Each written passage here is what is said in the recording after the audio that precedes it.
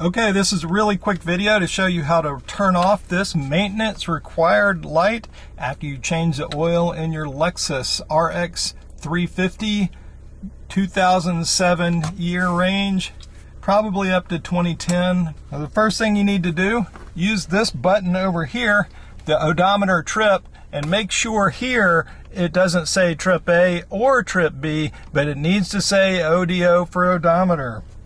Once you do that, turn the key to the off position, press and hold down the odometer trip button over here on the side, and then turn the key back to the on position.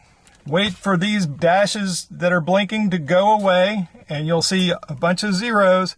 Then you can let go over here, and you've reset the maintenance required light for the oil change interval.